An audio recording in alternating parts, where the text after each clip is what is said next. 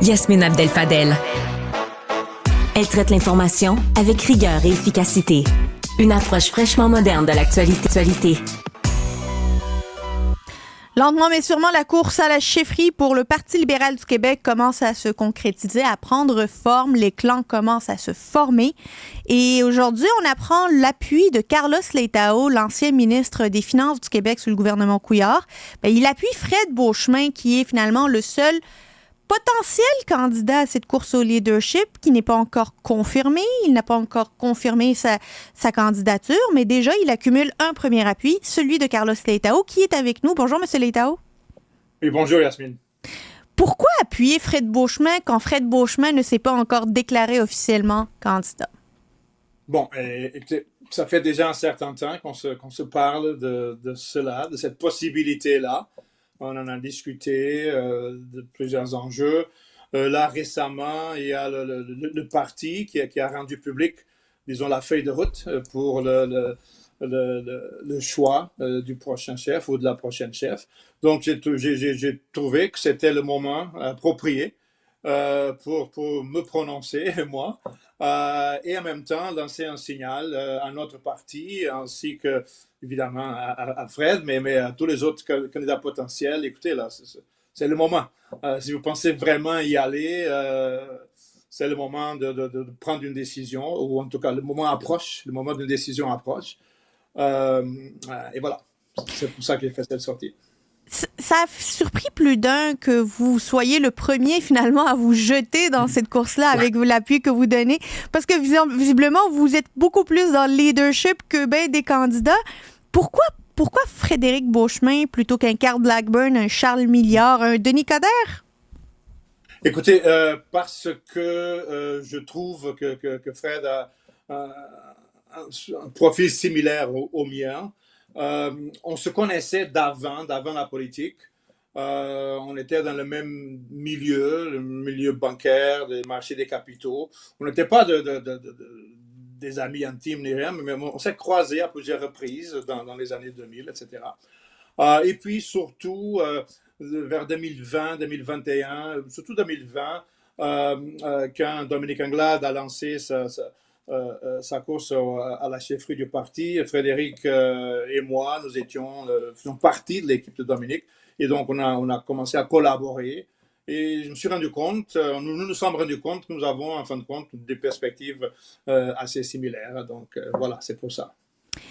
Est-ce que ça peut être considéré comme un coup d'épée dans l'eau, étant donné qu'on ne voit pas que la candidature potentielle de M. Beauchemin suscite, disons, l'enthousiasme à tout le moins auprès du caucus libéral. Là. On ne voit pas beaucoup de députés du caucus libéral militer fort, même en coulisses, pour Frédéric Beauchemin. Est-ce que finalement c'est un appui qui est vain? Oh non, je ne crois pas. Si je pensais que c'était ça, je ne l'aurais pas fait. Je vois ça plutôt comme étant une première étape. Disons, le starting gun, pouf, vient de sonner.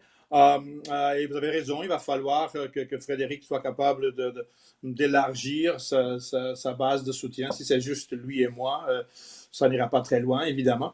Alors, moi, j'espère qu'en faisant la sortie que j'ai faite, que ça puisse inspirer d'autres à se joindre à l'équipe. Moi, ce que je veux surtout, c'est que cette course au leadership qui s'amorce maintenant on puisse assurer un vrai débat, un vrai débat. Et donc, je pensais que c'était important d'avoir une perspective un peu plus de responsabilité fiscale, de finances publiques saines, cet aspect-là dans la discussion qui va avoir lieu au cours des prochains 3-6 mois, 9 mois dans la course au leadership.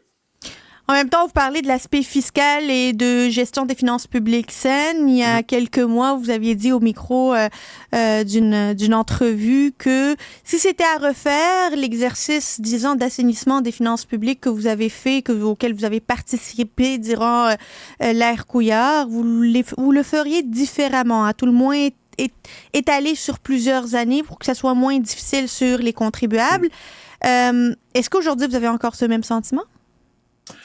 J'ai encore ce même sentiment. Cependant, ce que j'ai dit très spécifiquement, c'est qu'on aurait pu faire différemment en éducation. Le reste, non, non, non. En santé, justice, famille, etc. Non, non.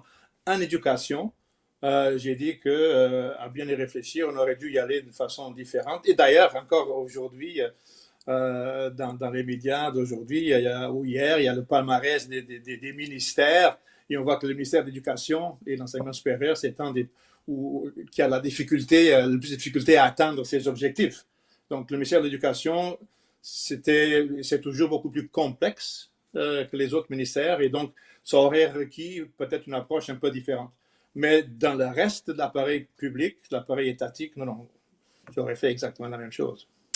Depuis que votre trio, là, vous étiez un trio économique, vous, M. Coiteux, M. Daou, il y en a eu d'autres ensuite, depuis que vous avez quitté finalement et que les libéraux ne sont plus au pouvoir, le Parti libéral est difficilement vu comme étant un parti de l'économie. S'il l'était autrefois, ça ne l'est plus aujourd'hui. D'ailleurs, on ne sait plus qui est le Parti de l'économie.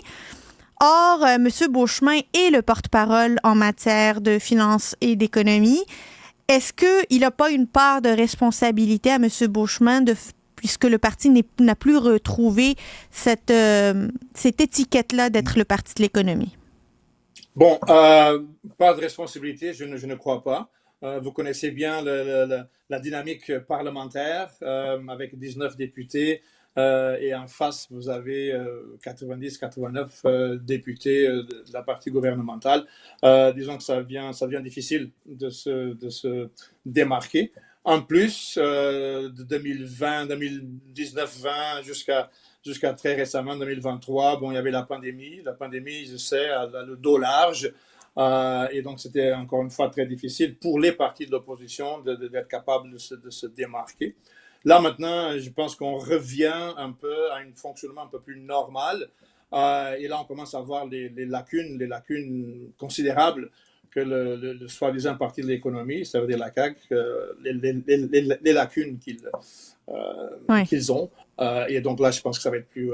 c'est maintenant les partis politiques, pas seulement le PLQ, mais les partis vont commencer à avancer des propositions et on va commencer à avoir une vraie démarcation des différents points de vue. M. Leitao, quel est le rôle que vous allez jouer dans cette course au leadership-là? Vous êtes le premier à sauter, à appuyer. Est-ce que vous allez présider la course au leadership de M. Beauchemin ou est-ce que vous allez vous occuper d'autre chose? Non, je ne prends pas... j'avais pris la décision en 2022, après l'élection, en octobre 2022, de vraiment de me retirer de la politique active. Donc, je ne compte pas prendre aucun rôle actif dans la course. Je serai là pour donner mon opinion, pour participer à certains débats, l'élaboration de la plateforme, oui. Mais non, je suis en retrait. Je ne participerai pas activement à l'organisation de la campagne. Est-ce que ça s'organise? Elle s'organise, cette campagne? Du côté de Fred, je pense que oui, il commence à mettre en place une équipe, il commence à se positionner. Il n'est pas encore tout à fait prêt à faire une annonce de début de campagne, mais il travaille activement sur ça. Et c'est quoi son leitmotiv, M. Leitao? C'est quoi son leitmotiv? Qu'est-ce qu'il veut faire, lui? C'est quoi son obsession? C'est l'économie, c'est la croissance économique, c'est et surtout de contribuer à créer au Québec un environnement économique propice au développement, un développement du 21e siècle, pas le développement de 1975, comme ça va être le cas avec la CAQ, mais bon, ça c'est une autre histoire. Donc un développement économique pour le bien-être de la société. Je pense que c'est ça qui le motive. C'est ça qui m'avait motivé à moi aussi. Et pour nous, la condition sine qua non, la condition essentielle pour qu'on puisse aspirer à avoir une économie moderne, efficace et prospère, c'est d'avoir des finances publiques bien en ordre. Carlos Leitao, ancien ministre des Finances du Québec et premier allié de Fred Beauchemin dans la course au leadership du Parti libéral du Québec. Merci beaucoup d'avoir été avec nous. Merci Yasmine. Au revoir. À la prochaine.